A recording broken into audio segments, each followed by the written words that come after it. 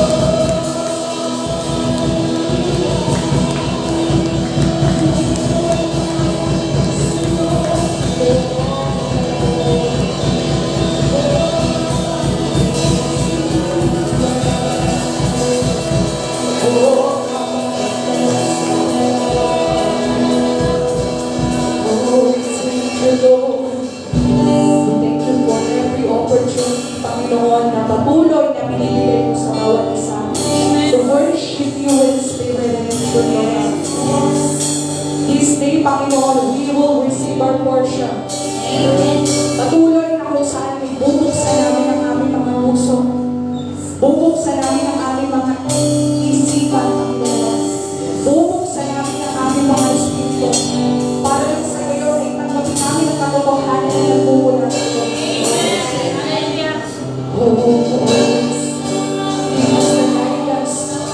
Patuloy na masunod ang iyong kalooban, O Diyos.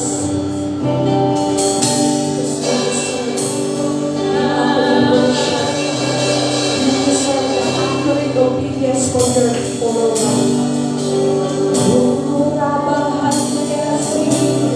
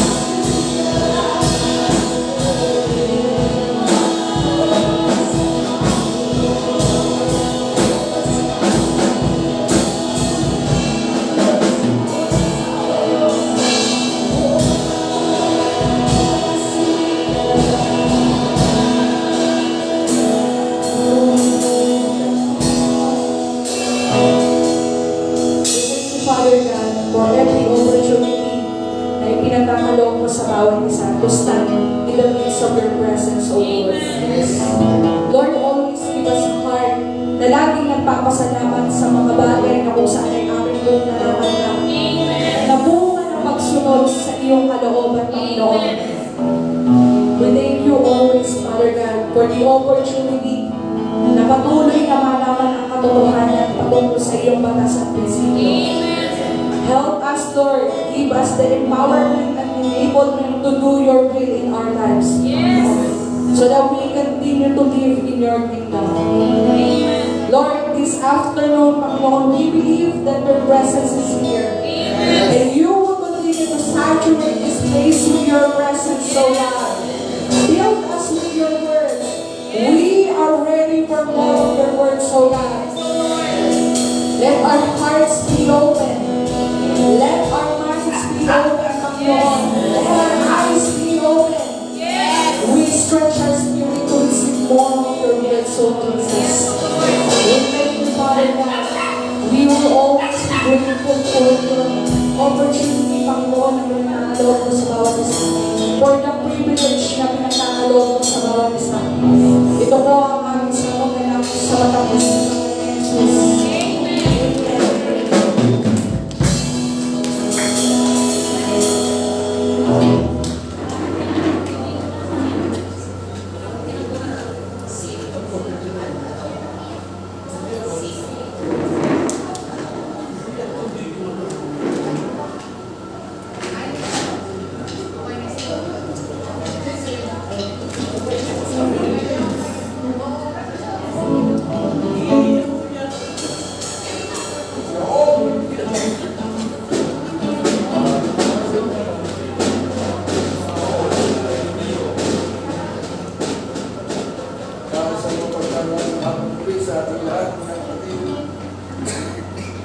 Salamat sa Panginoon dahil tayo ay patuloy na nakakapunta sa bahay-sambahan upang mag-recharge ulit ng panibagong lakas. Salamat dahil sa mga katuruan na pinatanggap natin ay patuloy natin nagagawa yung kalooban ng ating Panginoon.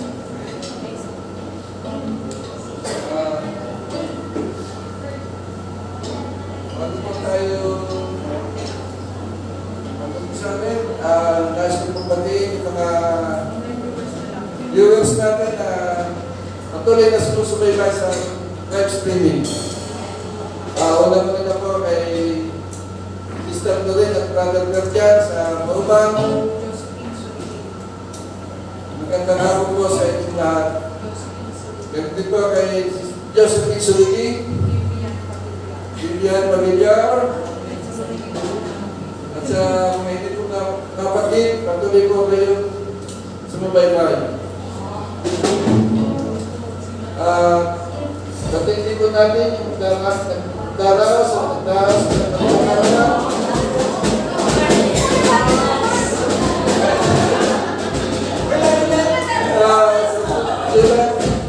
January 20, si Sister Tente.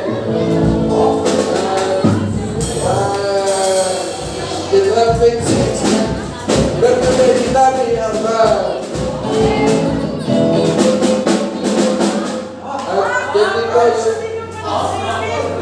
nagdaos na anniversary.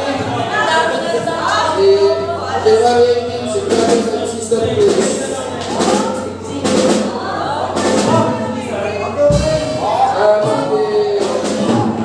Si Kuya Emel at si Sister Lori. January 22. Happy po sila kawitan ng bawat ito.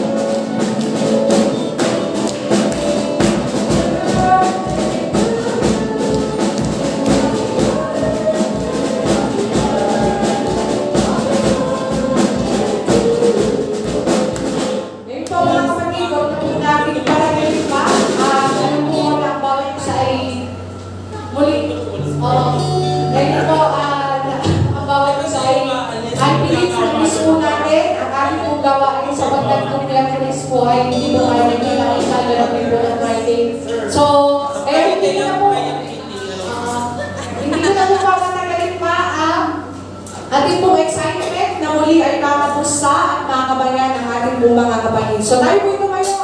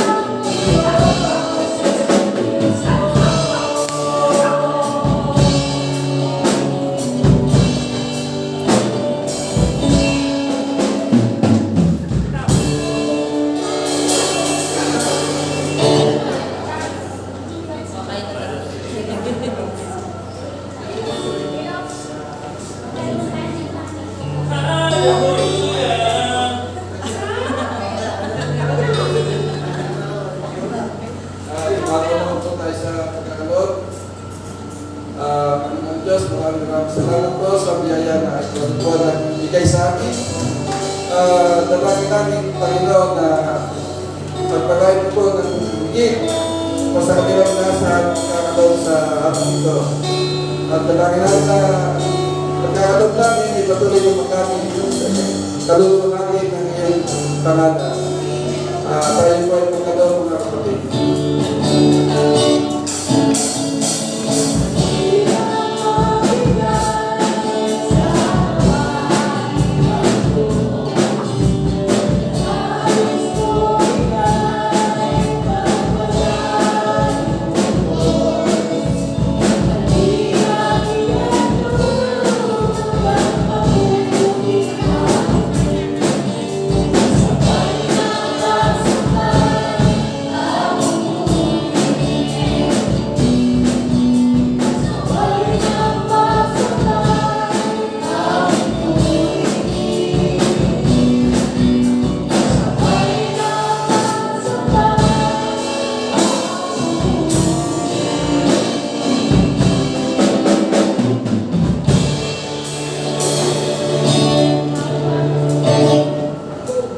Tulad nga po ng lagi natin ginagawa araw ng pagsamba.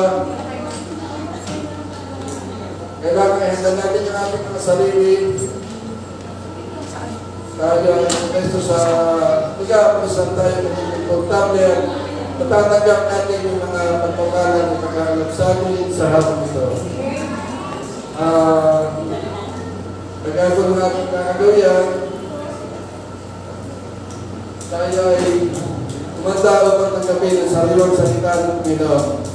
At sa hapon ito, pinagawagin na po ang mag-atik ng mensahe ng Panginoon. Palakpakan po natin ang ating Panginoon ay sa buhay ng Brother Kenneth Hernandez.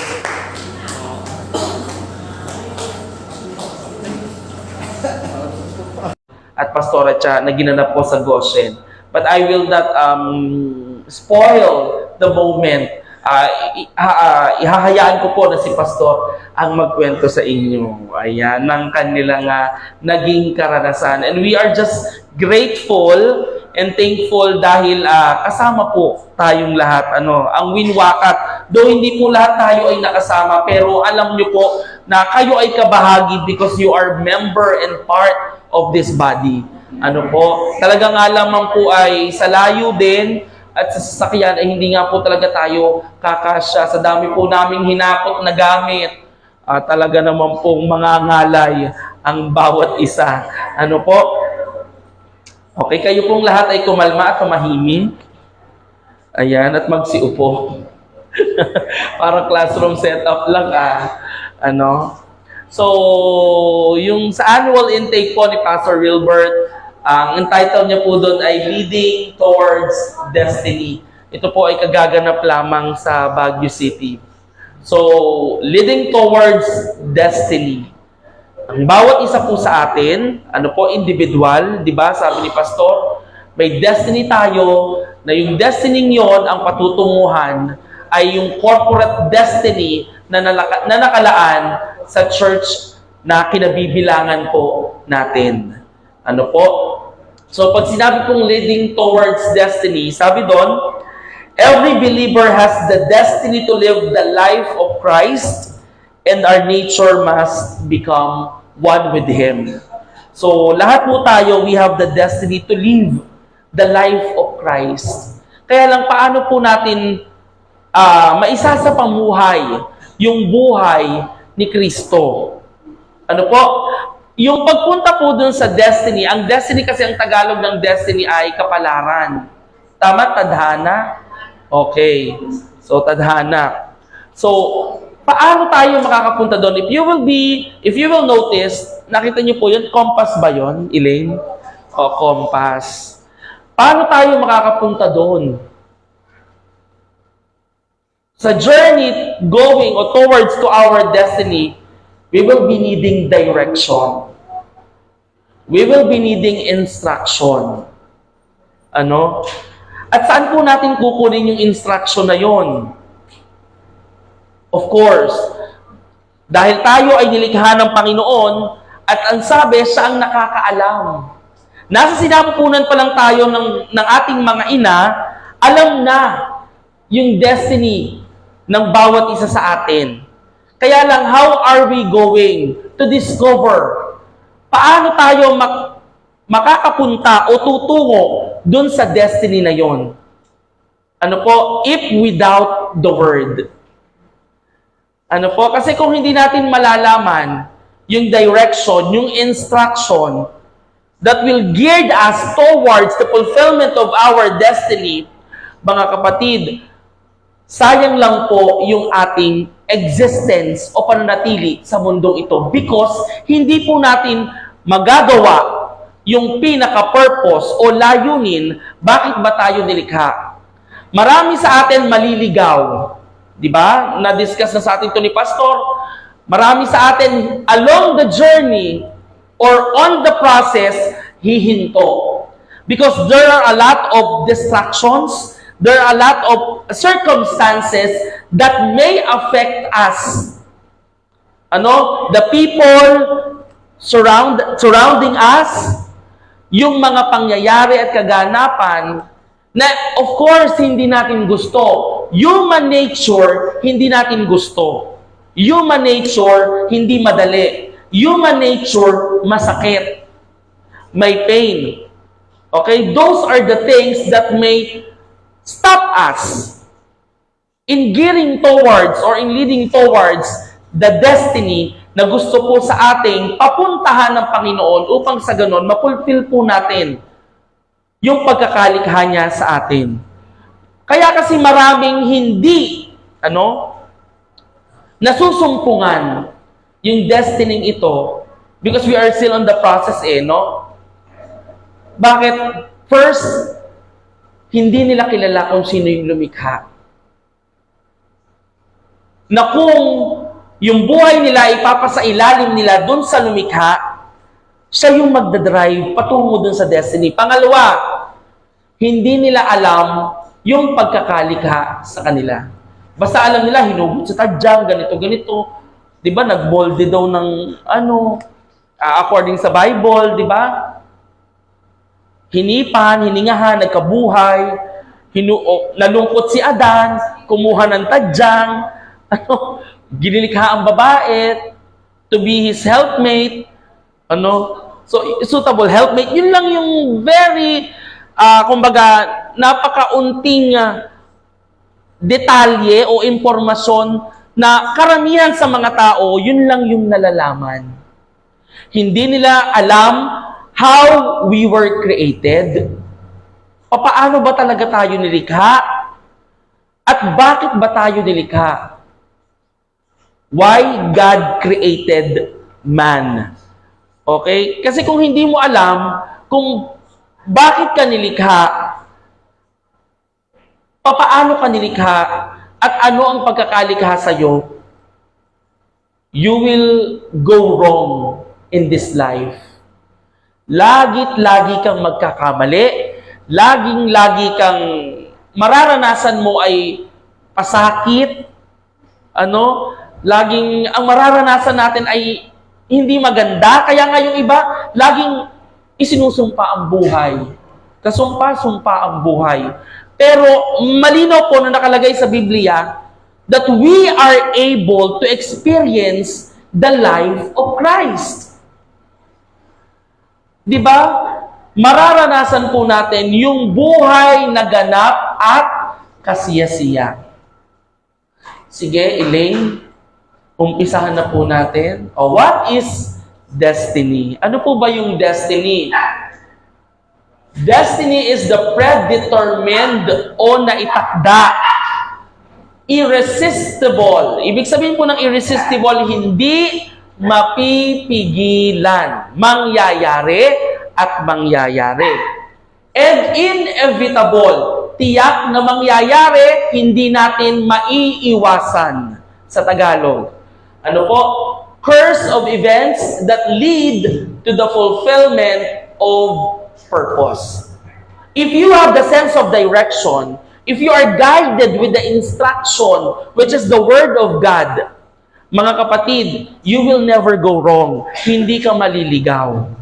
Kahit ano pa po ang mangyari sa paligid mo, hindi ka maliligaw. Kailan lang magbabago to? Kung, kailan lang mababago o mapapalitan? Saan po nakasalalay? Sa atin pong lahat. Kasi ang bawat isa po sa atin ang magdidesisyon.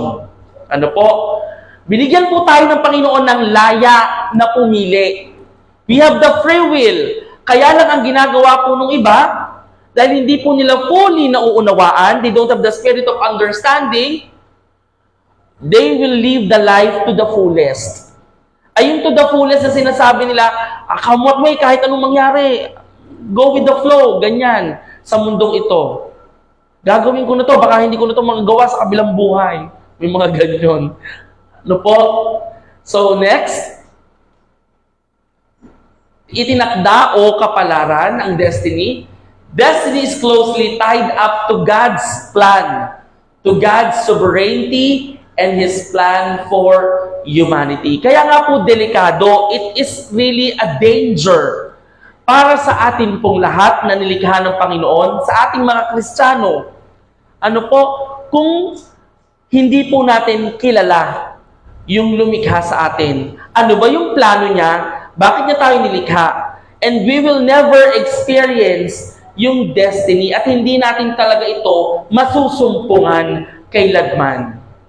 Kasi ang sabi dyan, it is closely tied up. Pag sinabi nating tied up, nakatali.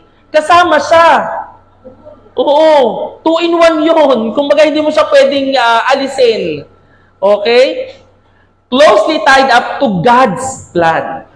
Okay? Nasagot ang aking pamangkin. Oo daw. Yes daw. Si Alea. Napakadaldal Okay. Closely tied up to God's plan. Kung hindi mo nga kilala ang Panginoon ang lumikha sa'yo, paano mo malalaman yung napakagandang plano niya? Doon pa lang, sablay na. Ang daming mga tao, madami ako Kristiyano, even sa mga posting sa Facebook, mga nakakausap mo, lagi silang nag-justify. Ano man ang nararanasan nila, sinasabi nila, part ito ng plano sa akin ng Panginoon. Kahit sila naman yung pumili. Diba? Kaya nga, diba, ang bilis mong ma-identify yung mga spirit of errors. Kasi hindi nila alam yung sinasabi nila. To God's sovereignty. Okay? Sa Kanya. Siya ang Diyos ng kataas-taasan, hari ng mga hari, and His plan to humanity. Ang plano niya sa ating mga nilikha niya. Next. Ayan, ito yung aking life verse. Jeremiah 29:11. I believe si Ate Manny, ito rin ang kanyang paboritong verse. For I know the plans I have for you. Sino nakakaalam? Hindi ikaw. Yung I na tinutukoy dito, ang Panginoon. Siya ang nagsabi, declares the Lord. For I know. Sabi mo sa katabi mo, hindi ikaw. Ang Diyos ang nakakaalam ng napakaganda, the ultimate plan for humanity. Ang Diyos ang nakakaalam. At ano yung plano niyang yon?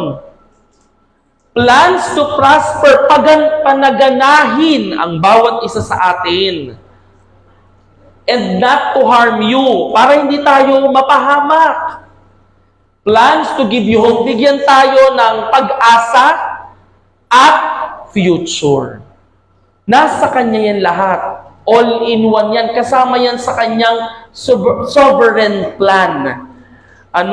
Part yan ng destiny na ating patutunguhan. Itong lahat na ito ng plano ng Panginoon. Bakit marami sa atin? Talagang tinatrabaho natin yung future natin, yung kinabukasan natin. Na umaasa tayo all along sa ating sariling pagsusumikap, sa ating sariling paggawa. Ay magiging maganda ang ating kinabukasan. Totoo bang nagiging maganda ang kinabukasan on our own? Kung walang God factor? Hindi. Kasi kung walang God factor, wala kang magandang kinabukasan. Because nasa Kanya yun eh. That's part of His ultimate plan for humanity. Ano po? Bakit yung iba hindi nagpa-prosper? Bakit hindi nananagana? Kasi hindi nila kilala yung lumikha. Dahil hindi nila kilala yung lumikha, hindi nila alam yung nasa isipan ng lumikha, bakit sila nilikha. Diba? Yung sinasabi nga ni Pastor sa atin, tapos na doon sa isipan, sa isipan ng malilikha, tapos na. Oo. At saka, diba, ba't niya ba nilikha yung halimbawa, yung mga appliances, nilikha siya para sa ganito. Nasa isip na, nung lumikha, na ito yung magiging function niya. Ito yung, ang tawag dito, tama, yung function nga niya. Okay? Tapos bakit yung iba napapahamak? Kahit sinasabi nilang ang Diyos ay mabuti, ang Diyos ay ganire, pero hindi mo naman makita sa kanilang pamumuhay. Puro mga word of mouth lang, word of mouth. Ay even yun, nasa Biblia yun. Diba? Pinupuri ako ng inyong mga labi, pero ang puso niyo'y malayo sa akin. Diba? Plans to give you hope. Kaya yung iba, walang kapag-apag-asa. Napakabilis, lalo ngayon sa henerasyon ngayon ng mga kabataan, ha? Dahil sila ay babad sa social media. Napakabilis nilang, dahil wala silang pag-asa, ang bilis nilang kitilin ng kanilang mga buhay. Napakadami. And future. Dahil nga, sira na ang buhay, wala na silang magandang kinabukasan. Akala nila yung kinabukasan nila ay naandun sa mga babae at lalaki na kanilang ginojowa o mga boyfriend, girlfriend kahit wala pa sa edad. Di ba sinasabi, ikaw ang aking kinabukasan? Okay. Kinabukasan. Okay, next. While God has a plan for us, individuals are also given the freedom to make choices that are aligned with or diverge from that plan. Di ba sabi nga, lagi natin itong naririnig kahit nung bata pa ako sa DZAS, to Ate Eya, life is not a series. Si Maloy sa Malibiran sa Lumbides, ayun ang apelyido niya. Si Maloy, lagi naririnig sa DZAS, life is not a series of chances. Ang buhay ay hindi punong-puno ng pagkakataon. Nauubos ang pagkakataon. Di ba sabi nga nila when opportunity knocks, grab it. Kasi hindi mo alam kung kailan pa, kung meron pa bang kasunod. At kung may pagkakataon, kung bang babalik pa yung ganong pagkakataon. Same as that. Life is not a series of chances, it's a series of choices. Lagi tayong may Okay? Pagkakataong pumili. Okay? Kaya ang sabi dyan, binigyan tayo ng kalayaan to make choices that are aligned with. Ia-align mo ba yung iyong desisyon sa sinasaad ng salita ng Panginoon, sa batas at prinsipyo ng Panginoon? O you will choose to diverge. Pag sinabing diverge, liliko ka. Okay? Hindi mo susundin. I-violate mo yung salita niya. Kaya marami sa atin napapahamak. Marami sa atin walang pag-asa. Marami sa atin hindi natin nasusumpungan yung magandang kinabukasan. It's because we choose to diverge from the ultimate and sovereign plan of God for humanity. Dalawa lang naman yun eh. Susunod ka o hindi ka susunod. Diba? Next. Proverbs 16:9. Bago yan, kwento muna. Sabi kasi ni Pastor, prior to the preparation ng wedding, sabi ni Pastor Kenneth, ikaw magtuturo. Hallelujah. Okay? So, I'm trying to, and you know what, now talagang natututo ako, and napakadami pang dapat matutunan. Kasi kung kilala nyo ako at malapit kayo sa akin, human nature speaking human nature, kung kilala nyo ako, ay ako yung talaga, yung sabi nga ni Pastor, minsan lumalabas talaga yung likas ko. Naturalesa ko. Ako yung mareklamo. Lalo pagka ako'y, alam mo yon yung, yung papuzzled na ako, nararattled ako, yung bang, which, hindi ko alam kung anong uunahin kasi ito, ang daming nakahain. Parang sa piyestahan. Ano ba kakainin ko dyan? Pero lahat yun kailangan. Okay? Kailangan ng katawan kasi ang gulay, nagbibigay rin ito. Ang kanin, ang karne, ang manok. Di ba? Lahat gusto mo tikman. Pero dahil rattled ka, dahil ang dami mong task at hand, assignment at hand, may mga pagkakataon ay talagang in my human nature speaking, may mga pagkakataon, there are almost struggles. May battle. Noon. Pero when I first heard si Pastor Cyrus, sabi niya, i-flash mo nga yung picture na isinend ko sa'yo. Talagang kada ako ay makakaisip na parang nilalagyan ko ng boundaries, limitasyon, at sinasabi kong hindi ko kaya dahil ang katawan ko'y pagal na, ang katawan ko'y pagod na, ang isip ko'y pagod na. Lagi tayong mga ganun di ba? Hindi na kaya. Sabi niya dan, train your mind to be supernatural. Training your mind to be supernatural. Oo, yun daw ating isipan. Lagi nating paglabanin. Oo, paglabanan natin. Lagi tayong mag-operate sa supernatural. Hindi sa natural, hindi sa physical. Okay? Laging kaya ko. Di ba? Ako nga, totoo lang, narinig niyo ako ngayon pero masama ang pakiramdam ko. Kasi yung ubo ko at sipon ko at kumbaga, hindi rin kompleto ang tulog ko ilang araw na. Kasi buhat po nung galing ako sa Baguio, talagang grabe yung revelation doon na talagang nire-receive namin ang nire-receive. At talagang itong kingdom explosion na to, talagang grabe yung ating tatrabahuhin. Pagbalik ko po sa paaralan, grabe talaga. Grabe talaga. Alam ni Ma'am Amor yan, and she could attest to that. Napakadami niyang ipinagkakatiwala sa akin. Even pagpapamiting sa mga teacher nung balik ko ng Baguio, ako ang nagpapamiting kasi sunod-sunod ang events namin. Plus preparations ng kasal ni Pastor. Plus, alam mo yun, marami kang sideways. Magbabayad ka ng tuition, mag-e-enroll ka. Ang dami, napakadami talaga. Pero sabi ko, Lord, more. The more na sinasabi mo more, talagang bibigyan ka ng more. Sabi ko nga doon sa event, natatawa si Pastor Wilbert kagabi sa akin. Aba, naghuhugas ka naman. Kasi ako daw ay event coordinator. Ako daw ay wedding singer. Ako pa daw ay host. Sabi ko, ay ganun po talaga all around. Much is given, much is required. Kung hindi ko mauunawaan na napakaraming in-install sa akin o inilagay sa akin ng Panginoon na potensyal. Katulad ng nasa sa inyo. At kung hindi ko yung madidiscover at hindi ako tutulungan ni Pastor Awi, na mahon yun, ma-develop sa akin yun, at totally ma-release para sa kapakinabangan ng iba. Kasi bunga yun, nakakailanganin ng humanity, ng sangkatauhan.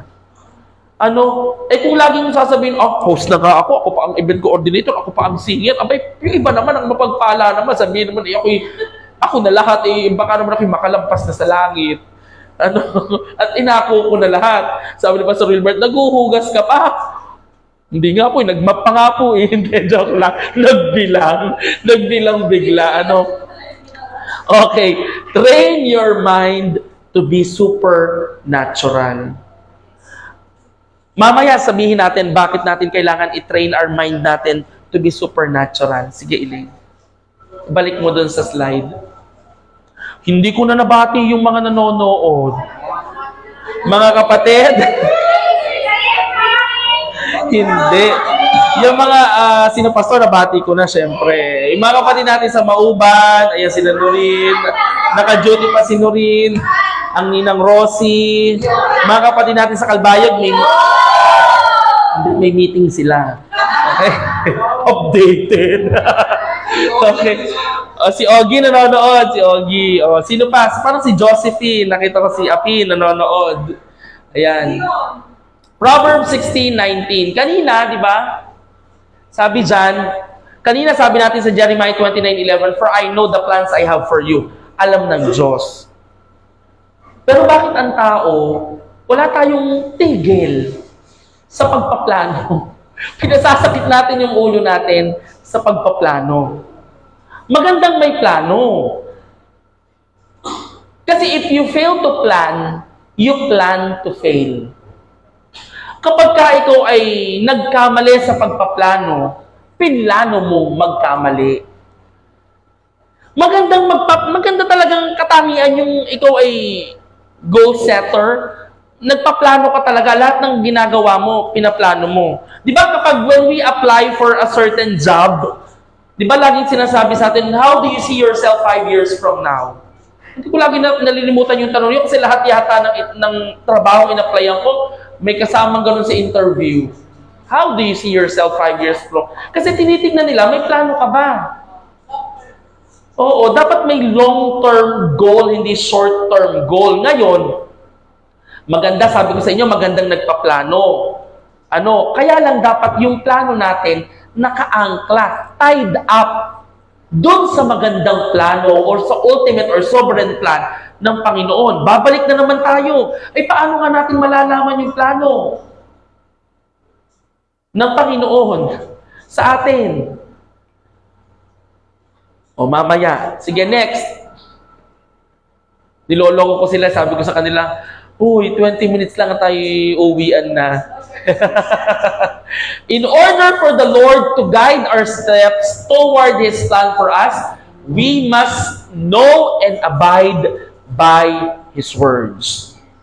Okay? Para po yung little steps po natin o bawat hakbang natin, magabayan daw tayo ng Panginoon. Paano niyo tayo gagabayan? Because Him and His words are one. Ang Diyos at ang Kanyang salita ay iisa. Okay? We must know and abide by His words. Ngayon, paano natin malalaman? Paano abide? Yung makakasunod. Naandyan na ang Biblia. Naandyan, given ang salita ng Panginoon, freely given to humanity. Paano? Sa sarili ba natin? Hindi naman sinabing by reading the Word of God. Listening. Consistent. Diba? Faith comes from listening. Diba? Tama ba ako? Faith comes from hearing and hearing by the words of God. Ayan. I stood corrected. Faith comes from hearing and hearing. Hindi naman sinabing faith comes from hearing. At hindi naman sinabing ang faith ay nagmula sa anong tawag doon? Sa seasonal lang na paggalaw ng Biblia at pagbabasa nito. Okay? Di ba? Ganun kami dati ginagawa pang display. Ginagabukan. At pagka may nararanasan ka, yayapusin mo yon. Okay, ilalagay mo sa ilalim ng ulo ng... Oo, dati nga. And I mean it. At igagawin ko, ilalagay ko sa ilalim ng unan. Gano'n ka religious. Di ba? Kasi parang feeling ko, pagkatabi mo yung Bible, talagang parang you are very much holy. Holy than thou. Okay? Okay? So, balik lang ulit doon. On our own, hindi natin kaya. We can only comprehend the Word of God dun sa state ng ating pananampalataya. Kaya lang yung pananampalataya, it will not grow unless you hear the Word. By hearing and hearing. Ngayon, sino? Ang sabi doon, makakapakinig ka lamang kung may nangangaral patungkol dito. Di ba? At yun daw yung magiging guide. Okay? Natin. Next. Kaya kailangan po, meron tayong spiritual father. Mamaya maikakwento ko sa inyo na napakagandang pelikula na there is someone na nag-mentor sa kanya. Oo, sa Netflix.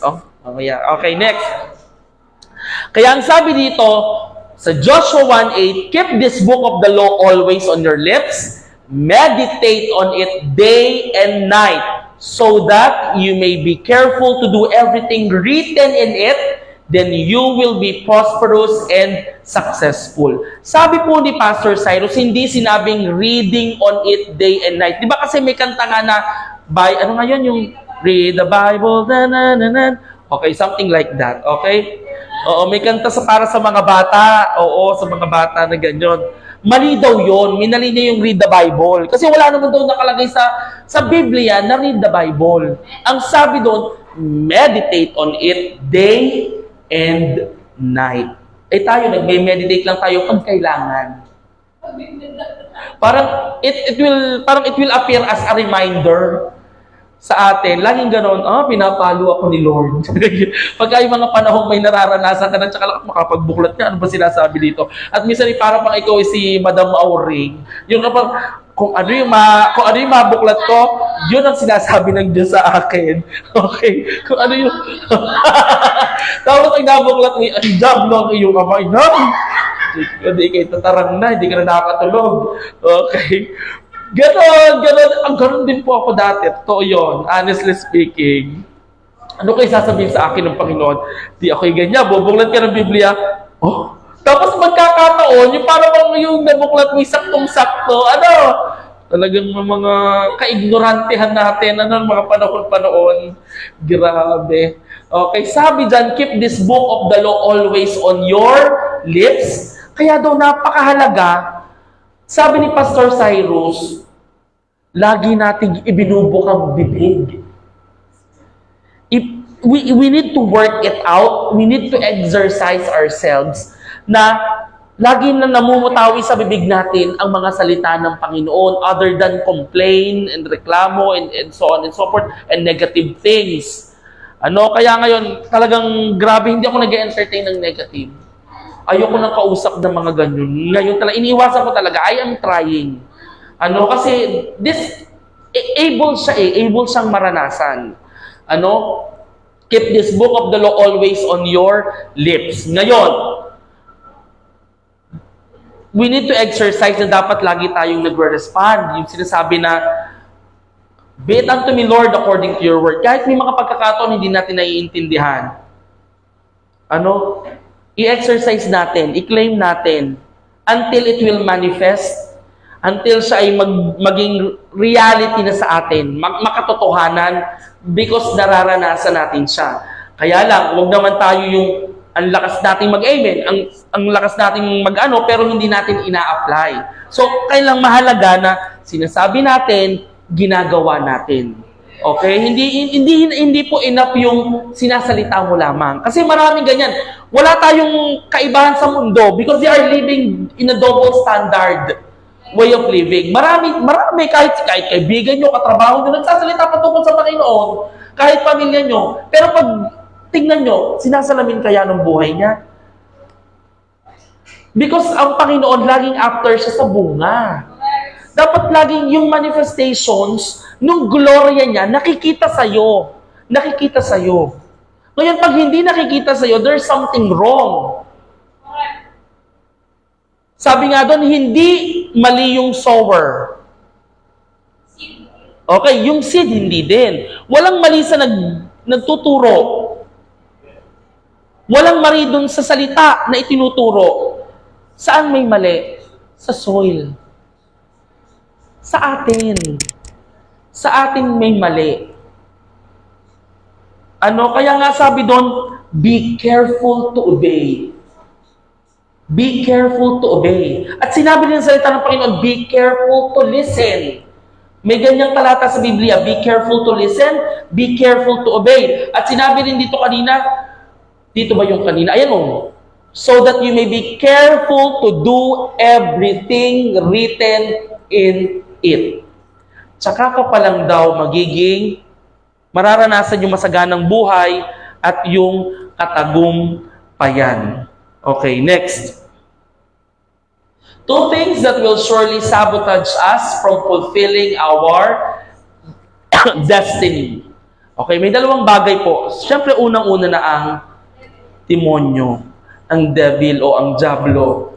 Okay, next. Because sabi sa John 10:10, the thief comes only to steal. Nagpunta lang kasi siya dito para magnakaw, pumatay, at wasakin. Anong wasak? Buhay natin, relasyon, lahat. Diba? I have come that they may have life and have it to the full. Pero ang sabi ng Panginoon, ako'y naparito that they may have life, na magkaroon tayo ng buhay and have it to the full. Buhay na ganap at kasiya-siya. Okay? Yun yung pumipigil sa atin para tayo ay masumpungan natin o makarating tayo dun sa destiny na itinakda para sa bawat isa sa atin. Okay? So next. Pangalawa, ignorance of God's plans, will, and purposes. Diba? Sabi, ignorance of the law excuses no one. Ang sabi, wisdom is transferable, so is foolishness. Ang kamangmangan, mga kapatid, ay naipapasa, ito ay naipapamana din. Okay? Naisasalin. Because you are influencing. Hindi man natin aminin, every day, we are influencing someone and we are being influenced by that someone. Hindi man tayo aware. Nakaka-impluwensya tayo sa ating mga sinasabi, sa ating ginagawa, sa ating isip. Kasi nakikita tayo ng mundo. Maraming matang nakatingin sa atin. Nakaka-impluwensya tayo, nai-impluwensyahan nila tayo. Dalawa lang yun. Ignorance of God's plans, will, and purposes. Di ba ang sabi pa dun sa Bible? Without vision, the people perish. Kapag wala kang tinatanong na vision, walang direction, walang instruction, wala kang tinanggap na word, ano mangyayari? Ang tao mapapahamak. Kapahamakan ang dulo nito. At ang sabi din doon sa verse, my people are destroyed. Sino yung people? Tayo, mga tao ng Panginoon. Napapahamak tayo because of lack of knowledge. Knowledge is in Greek word yada. Tama ba ako? Oo, hindi nyo natanda. Which means intimacy. Di ba pag intimate ka dun sa someone mo na special sa'yo, may stage kayo dun na getting to know each other. Kasi gusto mo na siya ay makilala. Oo, napakaingay ng audience Okay? Kasi gusto mo siyang makilala. Gusto mong malaman yung lahat patungkol sa kanya. Sa pamilya niya, personal niyang buhay, sa trabaho niya. O kahit nga yung mga kaibigan ng someone mo, kinikilala mo eh. Di ba? Baka kasi mamaya hindi bumoto sa'yo. Okay? O, di ba? So sabi dyan, because you have rejected knowledge, I also reject you as my priest. Because you have ignored the law of your God, I also will ignore your children. Remember, even yung pagpili, andito kasi I also reject you as my priest. Kasi, nireject mo. Maraming pastor at mga leader ganyan. Iba na yung move, nasa ibang season na, pero hindi pa rin sumasama. Kaya stagnant, nalileft behind, out of season. Okay? We rejected, we tend to ignore. Hindi lang natin nire-reject, ini-ignore pa natin. Okay? Kasi ayaw nating mag-update, ayaw nating mag-upgrade. Kanina nanonood ako ng Tony Talks, yung yung kauna-unang Pilipinong nanalo si Sopronio. In-interview ni Tony. Napakadami daw rejections na naranasan ni Sopronio. Kasi ever since talaga, sumasali na siya sa mga singing contest, iba't ibang network. Pero kahit napakahusay niya, hindi siya nananalo. Finalist, grand final, quarterly finals, mga ganun lang. Pero despite of those rejections, okay, tumayo daw siya. Tumayo siya at hindi siya nahirate at lamunin ng bitterness because of the success nung iba o nung kanyang mga nakakalaban. At tignan mo ang nangyari sa kanya because he keep on receiving. He has the right heart because he is receiving the numerous rejections he experienced. So ngayon siya lang naman yung kauna-unahang Pilipino at sa Asian. Ano ba yun? The Voice America. Kasi pagka hinayaan mo na malamon ka ng mga rejections, hindi mo alam meron ka may binhi na ng bitterness, jealousy, anger, na nasa sa iyo, hindi ka aware. Okay? Next. Dalawa lang yon na pumipigil sa atin, devil and ignorance of God's plan. Sabi dyan, sa Colossians 1:9-12, for this reason, we have always prayed for you ever since we heard about you. We ask God to fill you with the knowledge of His will, with all the wisdom and understanding that His Spirit gives. Then you will be able to live as the Lord wants and will always do what pleases Him. Di ba? We ask God to fill you. Kaya lang hindi naman mangyayari yon na basta ka lang panalangin ng panalangin na, Lord, fill me with your mercy. Fill me with your wisdom. Kapatid, may proseso, may gagawin ka. Sabihin mo nga sa katabi mo, may gagawin ka. Oo, kasi yung iba talagang parang naputakti na, hindi joke lang. Ayoko naman na mangyari sa akin na pag-akyat ko doon, sabihin, may mansion ka. Ba't ang liit ng mansion mo? Kasi nung nagtuturo ka, tulog ang mga tinuturuan mo. Okay? Ayoko naman na gano'n ang bahagi ko. Sa biro ni Pastor Cyrus, maigi pa daw yung bus driver. Sa sobrang bilis na magmaneho, naging mapanalanginin yung mga pasahero niya. O di mas malaki yung mansion niya. Okay, kaya ako yung tutulog. Mamaya tayo sabay-sabay. Okay. Then you will be able, di ba, sabi, ma-fill in daw tayo with the knowledge, wisdom, and understanding that the Spirit gives. Kaya lang, paano tayo mag-fill in ng knowledge, wisdom, and understanding?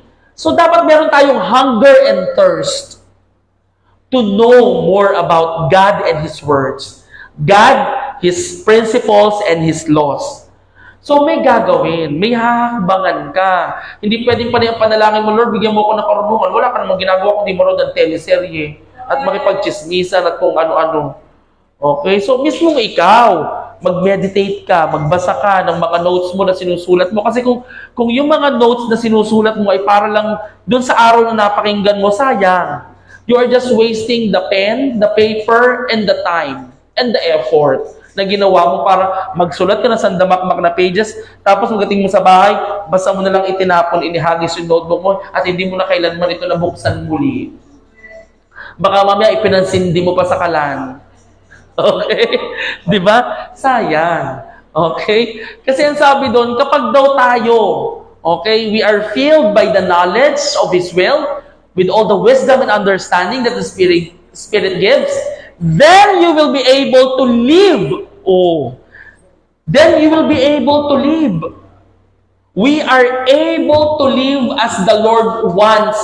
Kung anong gusto ng Panginoon, yung gusto mo, gusto ng Panginoon yun para sa atin. Gusto niyang maranasan natin yun. Kaya lang, saan tayo sumasablay? We are not being filled by the knowledge of His will, by His wisdom, by His understanding.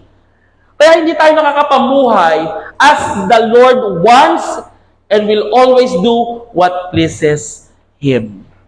Okay? Your lives will produce all kinds of good deeds and you will grow in your knowledge of God. Even on Jesus Christ, 100% tao siya, 100% Diyos, anak siya ng Panginoon, namuhay siya dito sa lupa, nagkatawan tao, di ba? Namuhay. He grew in wisdom. Stature. Iba yung stature niya. Hindi lang basta estado yung sa komunidad, kung anong tingin sa'yo ng mga katrabaho mo, kung anong tingin sa'yo ng pamilya mo, kung anong tingin ng kabarangay mo, ng mga kaibigan mo. Di ba? Yung stature, mas mataas yon. Tingin ng Diyos sa'yo. I-set aside nyo yung tingin ng tao sa inyo because people put limitations and boundaries on what we can do. Oo, sila yung nagle-label sa atin na ikaw ganito ka, bobo ka, ikaw ganito ka, mahina ka, ang pangit mo, ikay ganito, di ba? Yung mga ganyan. Okay? So, may you be made strong with all the strength which comes from His glorious power, so on and so forth. Next. Ayan. Destined for greatness. And dahil we are leading towards the fulfillment of our destiny, okay, on our journey, mararanasan po natin yung greatness, yung success, hanggang tayo nasa journey, hanggang ating masumpungan. Okay, yung destiny natin. Bakit nga ba gustong-gusto ng mga Kristiyano o ng mga tao ang greatness? Bakit gusto niya dakila siya? Bakit gusto niya siya'y nagtatagumpay? Unang-una, yes, because that is how God created us. Our success is good for God, but our failure is not. Gusto ng Panginoon na ang bawat nilikha niya nagtatagumpay. Yung lumikha ng ilaw, nung nilikha niya yan, gusto niya, pag pinindot mo, iilaw siya. Yung lumikha ng electric fan, na pag pinindot mo yung number 3, dapat mas malakas yun sa number 2. Alam niya in His mind na dapat ganun ang magiging function. Ngayon, pag hindi mo nararanasan yon, dysfunction yun. Ibig sabihin, hindi mo alam yung pagkakalikha sa iyo ng Panginoon. That is why hindi ka nagtatagumpay. Ay bakit ang mga tao parang hayop na hayop sa tagumpay? Naman. Because of fame. Because of power. Because of wealth. Because of glory. Kaya nga lagi tayong sinasabihan ni Pastor, mag-ingat tayo. Kasi ang spotlight, nakakayabang. Nakakabulag.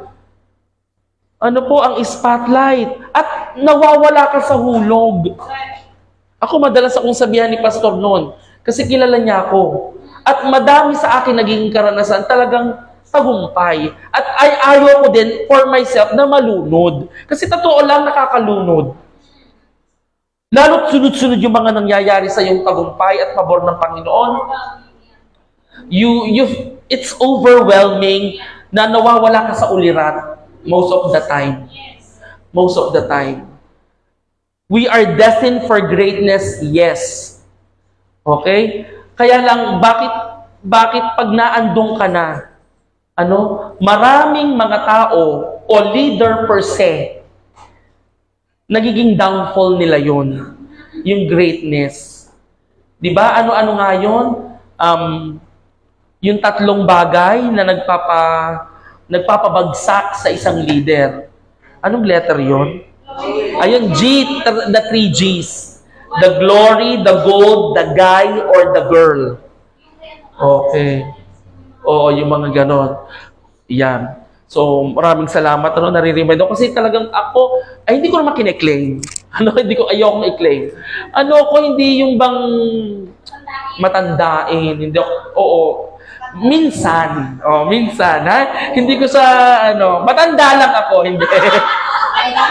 Okay. Matanda na sa edad, abot pa. Okay, sige. Okay, destined for greatness. Kahit wala na sa kalendaryo, may abot ko. Okay, destined for greatness. Sabi naman, pasus, kaya kung ano pinagsasabi doon. Yari. Okay, next. Ayan. Sabi sa Genesis 1:26 to 28, kayo nga po ang bumasa. Then God said, "Let us make man in our image, according to our likeness. Let them have dominion over the fish of the sea, over the birds of the air, and over the cattle, over all the earth, and over every creeping thing that creeps on the earth." So God created man in his own image. In the image of God he created him. Male and female he created them. Then God blessed them, and God said to them, "Be fruitful and multiply, fill the earth and subdue it. Have dominion over the fish of the sea, over the birds of the air, and over every living thing That moves on the earth. Maraming salamat po. Maraming salamat din, Lark, sa patubig. Thank you, Nilsen. Lord." Ayan. So makikita niyo po dyan, nung nilikha ang tao, sabi dyan, let us make man in our image according to our likeness. Okay, yung sinasabi ko po kanina na every believer has the destiny to live like Christ and our nature must become one with Him. Lagi sinasabi sa atin ni Pastor, we are like God. Kaya nga minsan magtataka kami, mga kaya tayong gawin na yung mga imposible nagiging posible. Okay? Kasi we are like God. Kasi we are created according, patterned, aligned on His image and His likeness.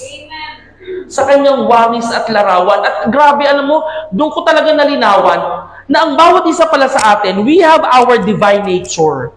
Meron tayong divine nature in us at meron tayong human nature. Na pagka ang nangibabaw sa atin ay yung likas nating human ng tao, human nature which is very worldly. Ang tendency, ang kauuwian mo, the sinful nature. Yun ang mamamayani sa'yo. Ay ang kailangang mamayani sa atin, the divine nature, because we were created according to the image and likeness of God. God lang naman yung lumikha sa atin, mga kapatid. We are patterned. We are designed.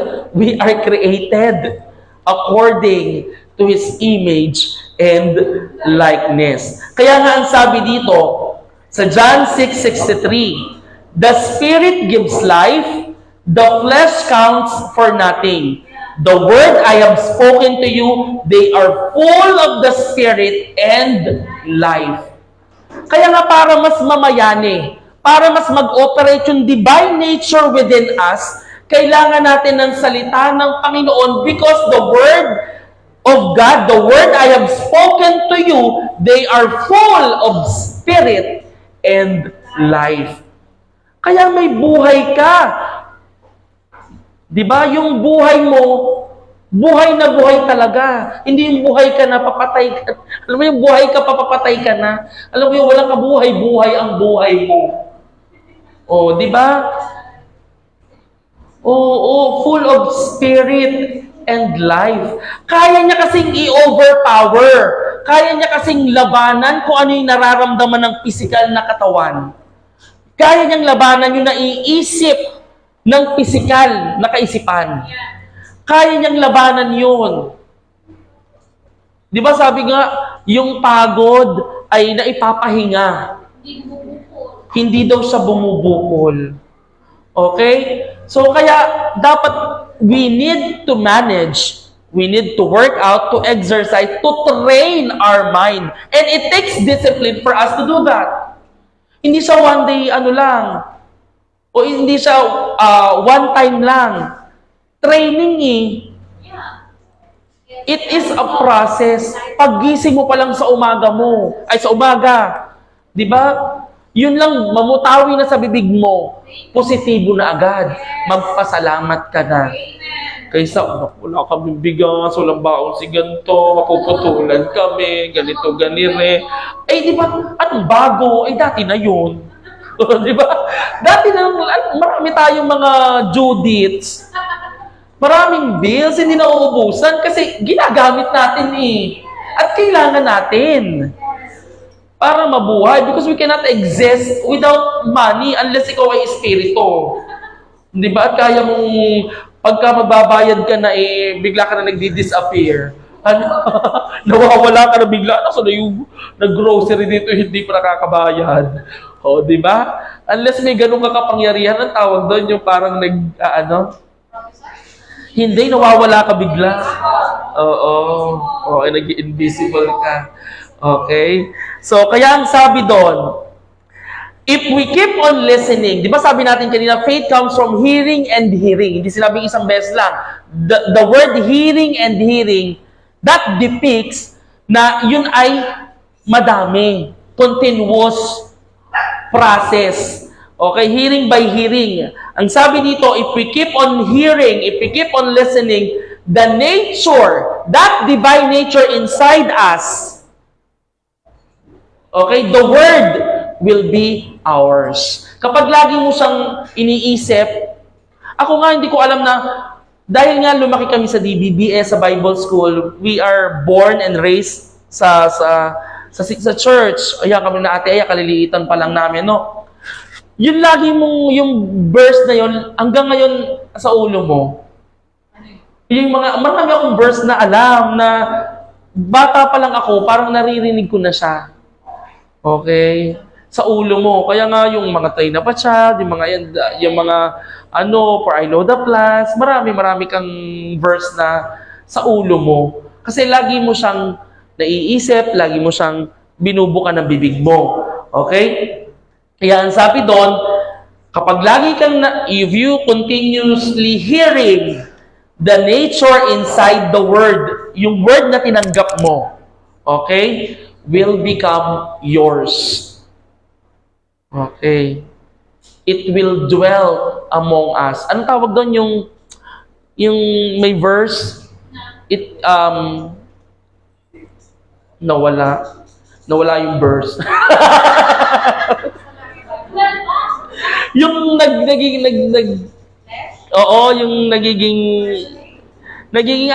yung bang nagiging realidad sa buhay mo.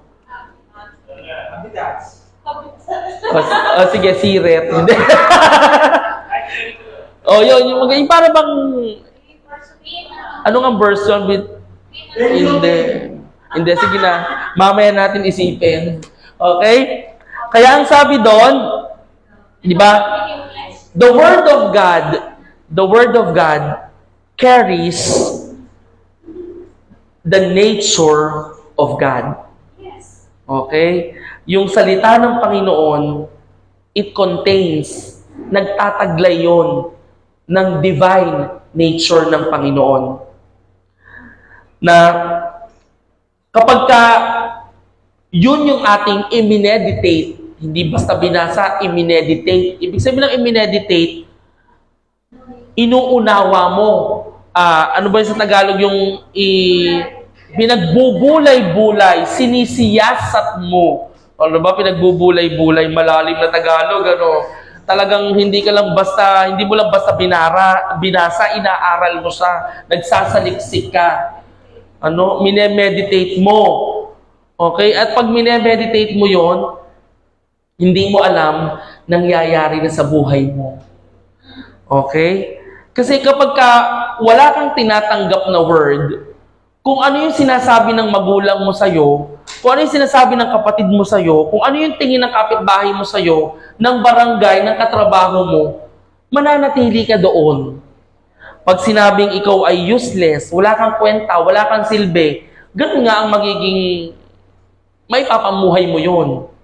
Okay? Pag sinabing ikaw ay you are not good. So, tatatak sa isip ng mga bata na hindi nga siya good. Kaya yung iba sasabihin, bobo ka, mahina ka, di ba?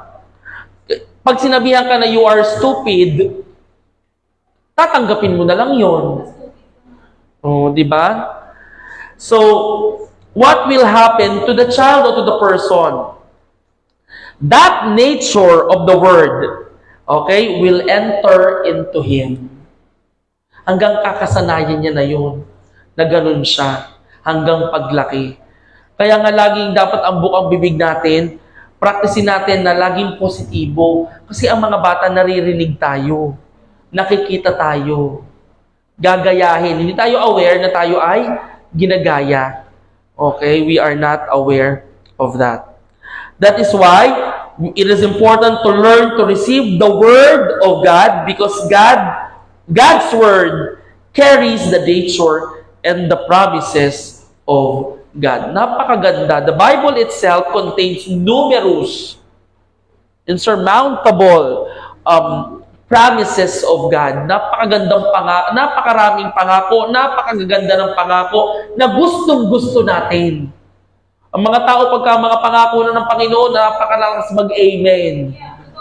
Pero kapag lahakbangan mo at lalakaran mo, yung prinsipyo na kailangan para makuha mo yung pangakong yon, wala na. Ano po?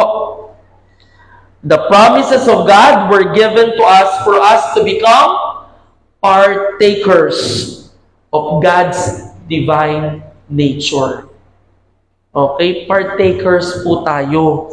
Kaya yung mga pangako ng Panginoon na ibinibigay sa atin, ito yung nagiging kabahagi tayo dun sa divine nature. Okay? Sa likas ng Panginoon.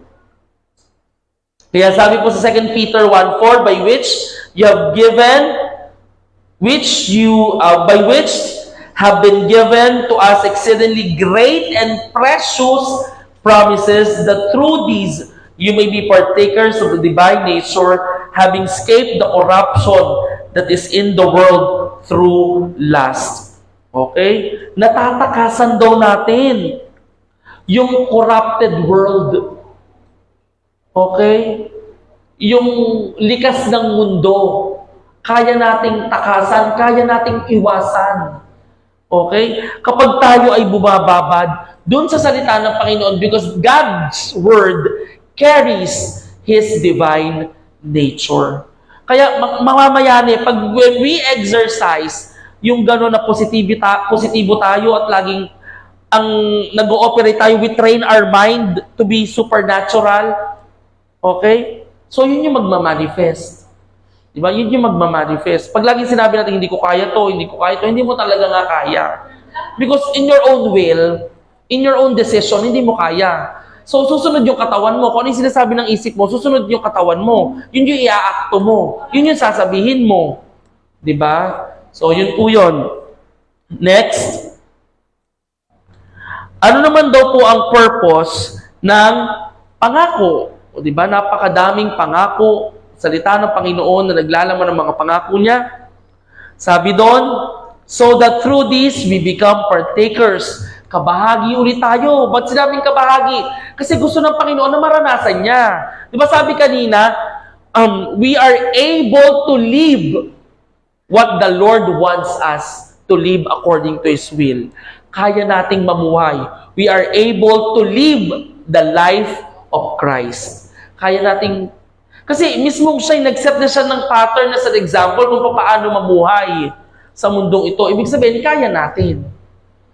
Kaya natin. Amen? Amen. Ayan, parang kayong mga patulog na. Okay, next. Matatapos na po ako. To have dominion over everything that God has created on earth is the original purpose of God in creating man.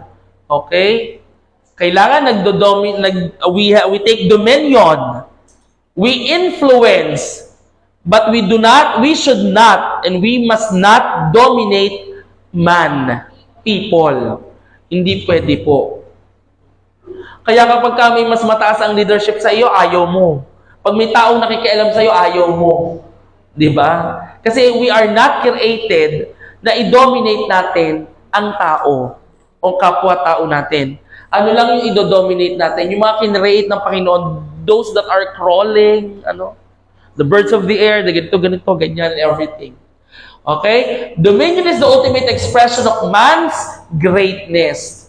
Di ba kaya nga pagka ikaw ay yung kaisipan ng mga pastor na pagka ang dami-dami nila, meron siyang, yun ang expression ng kanyang kadakilaan. Di ba? Pag malaki yung church nila, pag marami silang pera, yung ABC, akala nila tagumpay na sila.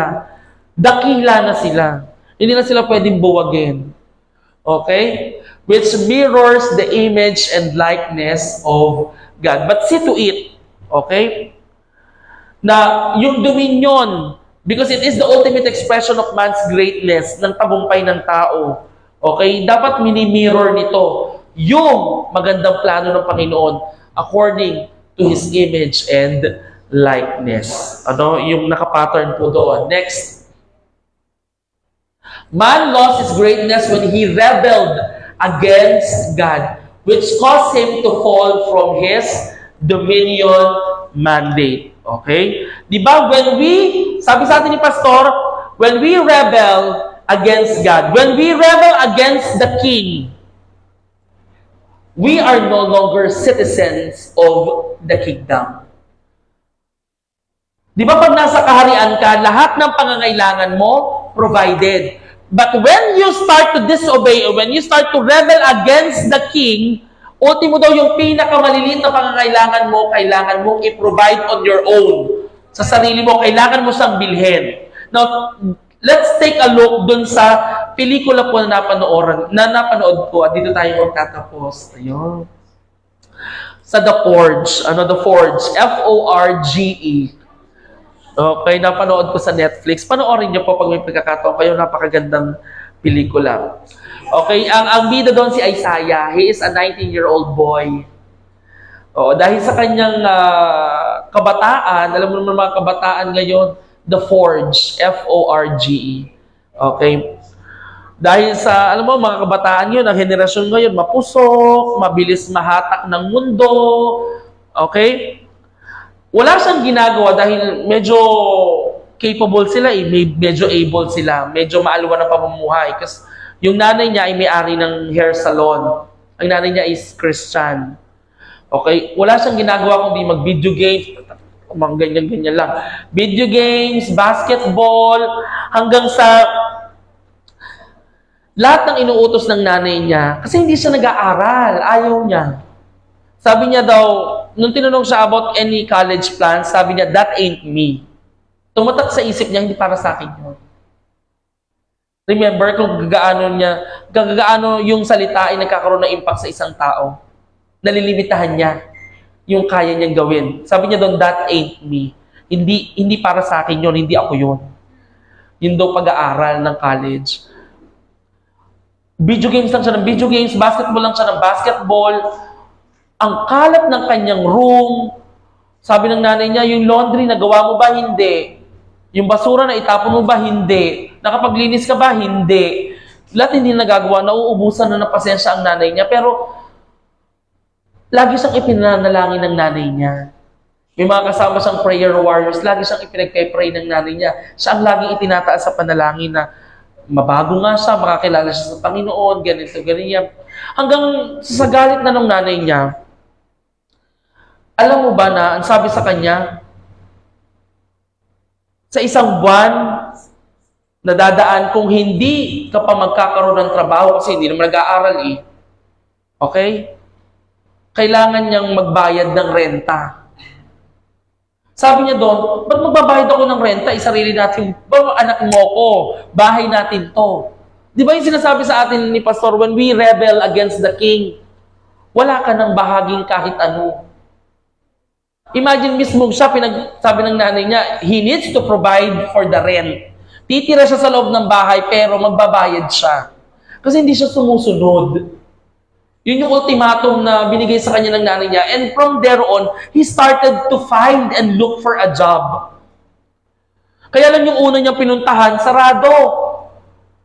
Ay, ang ginawa niya, nag-basketball na naman. Pag-uwi sa nanay niya, sabi, ano, kamusta? Ay, hindi daw siya natanggap. Eh, sabi, tumigil ka na, isang beses pa lang. Sabi ng nanay niya, you really have to look. Maghanap ka na maghanap hanggang ikay makatagpo ng trabaho.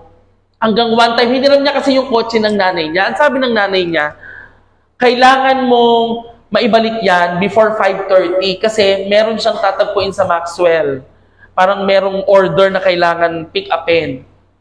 Ay, nalibang sa pagbabasketball, dala yung kotse, tawag ng tawag yung nanay niya, ay hindi niya napapansin hanggang sa parang mag-aalas 6 na nung siya ay dumating, napagalitan talaga siya ng nanay niya.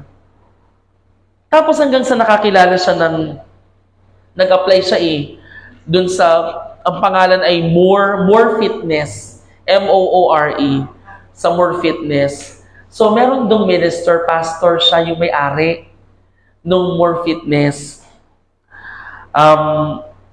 Tinanong siya, sabi, 5 years from now, where do you want to be? Alam niyo ang sagot niya? I don't know. I am just taking a day and a time. Parang happy-go-lucky nga lang siya. He's just going with the flow. Wala siyang pakialam sa bagay-bagay. Wala pa siyang sense of maturity. Immature pa. Tapos niyaya siya nung may-ari ng company, napakalaking kumpanya noon, na kumain daw muna sa labas. Nung kumakain sila sa isang restaurant, si Isaiah, he was asked 3 questions nung may-ari ng company, ni Joshua Moore. Sabi doon, sabi niya doon, if you are available to work, I can discuss options for you in my company. But I want you to answer this question. Binigyan siya ng 3 tanong. Sabi doon, nung unang tanong, in what ways do you want to grow in the next year? Anong mga kaparaanan na gusto mong lumago ka sa susunod na taon? Pangalawa, what kind of man do you want to be? Ano gusto mong maging ikaw? At pangatlo, what do you want people to think when they see you coming? Anong gusto mong maisip ng mga tao pag nakikita ka nilang paparating o papalapit? Ano yung unang salitang maiisip nila o mamumutawi sa kanila? Di ba? Tinuturo na sa atin ito ni Pastor ever since noon. Anong gusto mong maging tingin sa'yo ng tao? Anong gusto mong sabihin ng patungkol sa'yo ng tao? Na ikaw ay marites?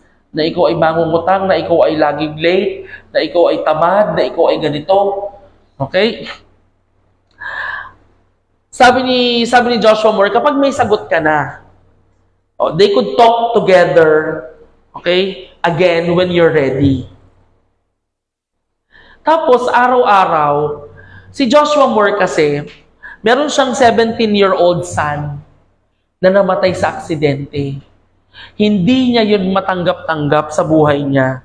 Parang sa buhay niya, talagang dumating siya dun sa weakest point, kinikwento ng asawa niyang babae. Until such time, merong isang taga-church na nagtiyaga sa kanya na parang i-counsel siya, i-mentor siya, hanggang sa natanggap niya na yung buong pangyayaring yon. Kaya ito si Joshua Moore, simula noon, parang ibinabalik niya na kada merong parang may mga tao na parang problemado, mga, alam mo yon, mga wala sa hulog, yung parang wasak ang buhay, ang ganyan, ginagawa niya yon. He is reaching out. Oo, kasi yung mga trabahador niya na nadala lang din sa pagme-mentor niya, yung mga empleyado niya. Okay? So, sabi ni Joshua sa kanya, every day, kada papasok, may tinuturo sa kanyang prinsipyo yung may-ari. Bibigyan muna siya ng breakfast para daw sa umaga, may laman ng sikmura niya. Kaya lang unang-unang pasok niya, late agad siya. 30 minutes late. Oo, and sabi sa kanya, you really have to value time. I-value mo yung oras ng tao, ng mga tao. Kasi imagine wala ka, hindi ka dumating dun sa oras. Yung taong kumuha nung gagawin mo. Sabi niya ganon. You really have to value their time. Kasi imagine, dapat marami silang ma-accomplish dahil wala ka, ikinover nila yung gagawin mo. Oo, di ba tayo, train na train tayo ni Pastor pagdating sa oras? O, kasi nga, life is time. Di ba? Huwag mong hayaan na ikaw yung maging, ano mo yun, cause of delay. Di ba? Tapos, nasa na ako, isa dun sa mga prinsipyo na tinuro ni Joshua Moore na hindi niya daw makakalimutan. Sabi niya doon, may pakuha nga ng cellphone ko, may babasahin ako doon. Sabi niya doon, turo daw ng nanay niya ni Joshua, yung pastor. Sabi niya, you need to be more of a fountain. You need to be more of a fountain than a drain. You need to start giving more than you're taking. Okay? The more he thought about it, he was using people to reach his own goals without loving them at all. Noon si Joshua Moore, para lang siya magtagumpay na magtagumpay. Hindi niya, unaware siya na parang ginagamit niya lang yung mga tao para lalo siyang magtagumpay sa kanyang negosyo without loving them. Wala siyang pakialam. Basta parang gagamitin lang kita para magtagumpay ako. Bahala ka na. Okay? Sabi niya, you really have to adopt the mentality of be a fountain, not a drain. Ano ibig sabihin ng fountain and not a drain? Basahin ko po sa inyo. Ano?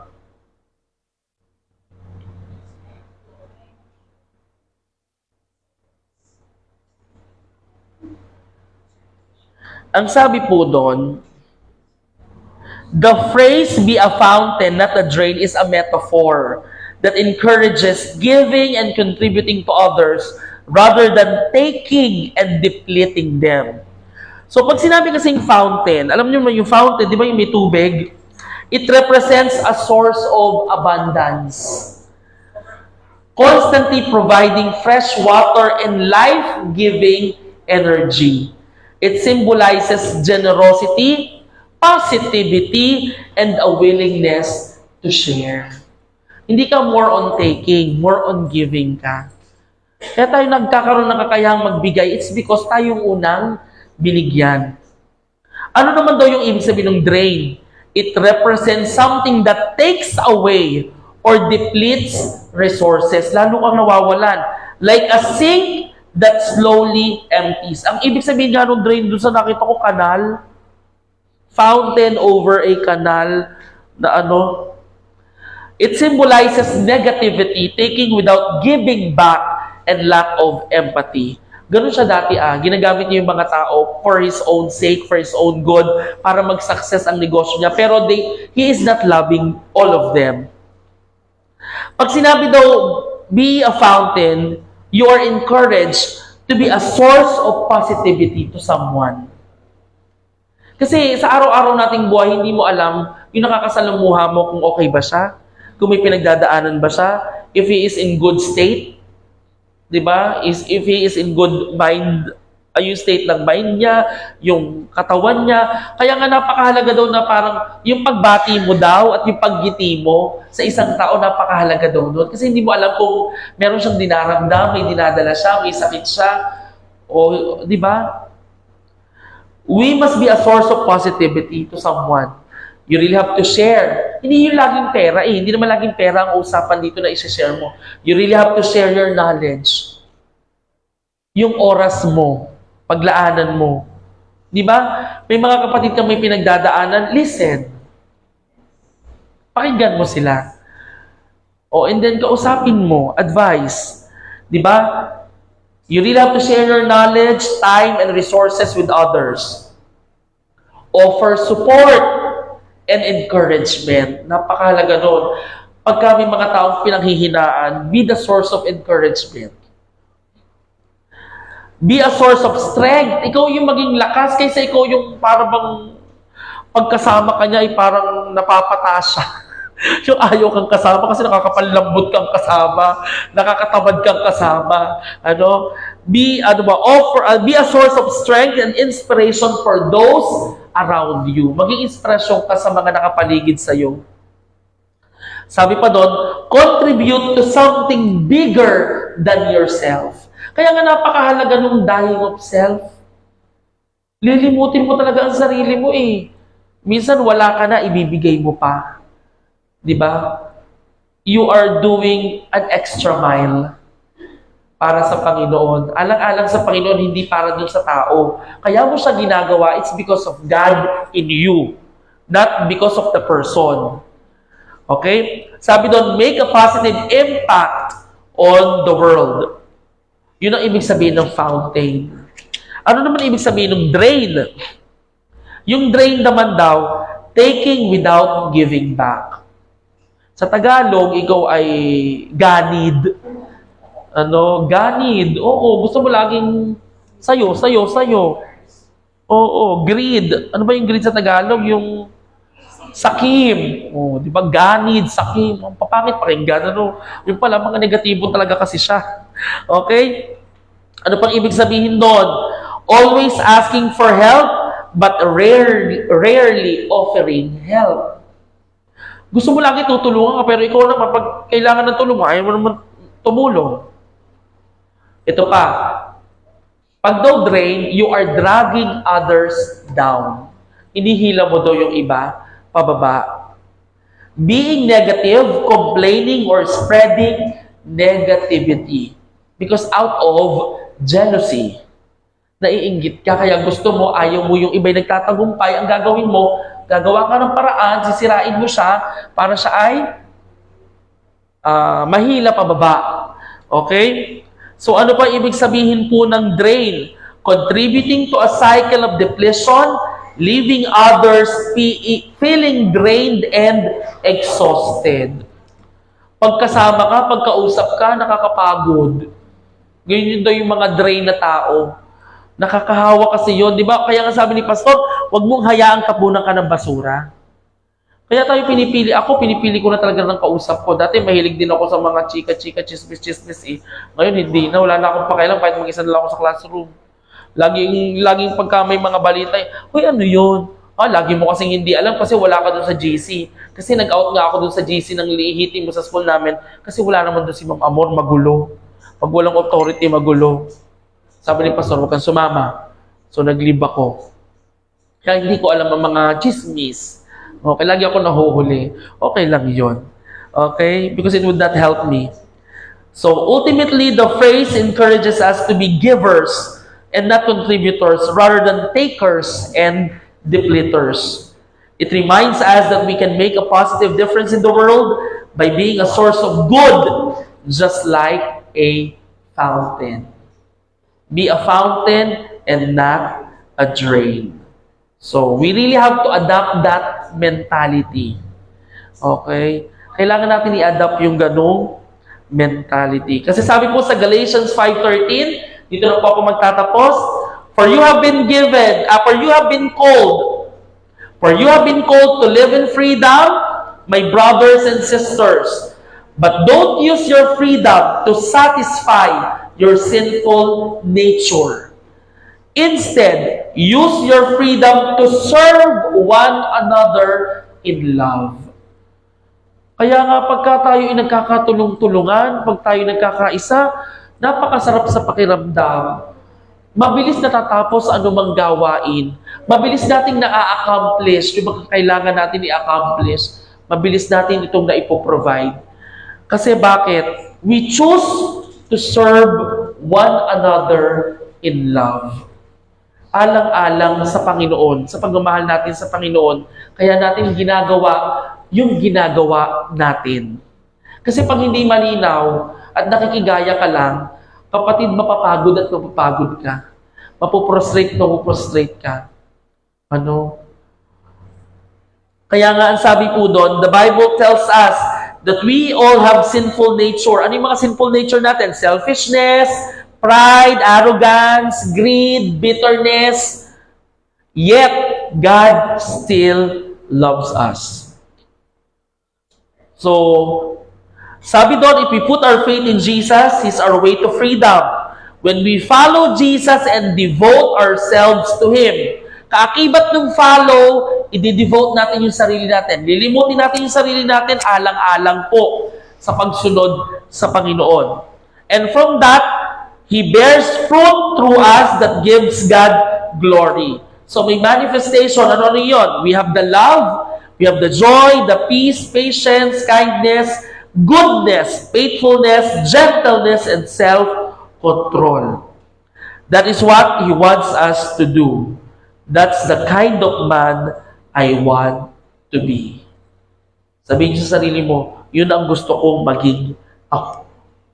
And with that, maraming salamat po, Pastor Awi, Pastora Cha, sa opportunity na makapagbahagi po ng salita ng Panginoon. And God bless us all. Tayo pong lahat ay tumayo at manalangin. Heavenly Father, we thank you, Lord, sa araw na ito, Panginoon. I know this is not an accident, Panginoon, that we are here and we are receiving this kind of message, Lord God.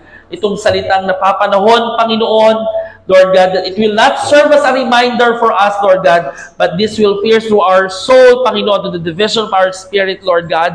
At Panginoon, ang salita mo, it's two-edged sword, Panginoon, Lord God. Offense is inevitable, Lord God. Masasaktan kami, Panginoon. Pero, Lord God, tanggapin namin ito, Panginoon, wholeheartedly, Panginoon. At kung ito po'y magpapalaya sa aming mga kaisipan, Lord God, maraming salamat po, Lord God. Help us, Lord God, to operate in supernatural, God. Lord God, train our mind to be supernatural, Lord God, other than physical and natural, Lord God. So that, Panginoon, patuloy naming maranasan, Panginoon, at mag-operate sa amin, Panginoon, ma-overpower, Panginoon, ng divine nature sa amin, yung human nature, Panginoon. At para yung seed, Panginoon, na galing sa iyong mga salita, Panginoon, it will grow, Panginoon, it will become a tree, Lord God. It will bear fruits, Lord God, until it will become forest, Panginoon. At kung saan, Lord God, mapagpapala po ang mga susunod na henerasyon, Panginoon, Lord God. And that seed will become ours, Panginoon. Magmamanifest po siya sa buhay namin, Lord God. Lord, maraming salamat po. Alam ko, Panginoon, ang ilan sa aming mga kapatid, Lord God, kasama po ako paggalang aming mga lupang katawan, Lord God, because, Lord God, of the ministry that we have done, Lord God. Pero, Lord God, we believe, Panginoon, that you will restore our strength, Lord God. You will restore our energy, Lord God. Ano man pong masamang pakiramdam, Panginoon, winawagsi po namin ito, Panginoon, and we claim your healing right now, Lord God. Right now, Lord God. At maraming salamat because you have given us the opportunity, Panginoon, to work, Panginoon, on your field, Panginoon. Maraming salamat because the kingdom explosion, Lord God, ay unti-unti na po naming nararanasan ngayong palang buwan ng January, Lord God. And we believe, Lord God, that the best is still yet to come, Panginoon. Lord, bless each and every one of us, Panginoon, sa aming pansamantalang paghiwa-hiwalay, Panginoon. Ay naaniyahan ko ang iyong mga libu-libo mandirigmang anghel, Panginoon, na mag-ingat sa bawat isa sa amin, Panginoon. Ang mga kapatiran po namin na wala dito, Panginoon, Lord God, lagi mo po silang iingatan, Panginoon, Lord God. Lord, maraming salamat sa buhay ni Pastor Awi, Pastora Cha, at ng kanilang buong pamilya, Panginoon. Lagi mo po sila, Panginoon, ingatan at pagpalain, Lord God. At Lord God, together, kasama po kami, Lord God, gagawin po namin, Panginoon, yung pong kailangan namin gawin to fulfill your corporate destiny, Lord God. We will lead towards the fulfillment of our destiny, Lord God. Lord, maraming salamat po sa iyo po ang pinakamataas na papurit pagdakila sa matamis sa pangalan ni Jesus. Amen and amen.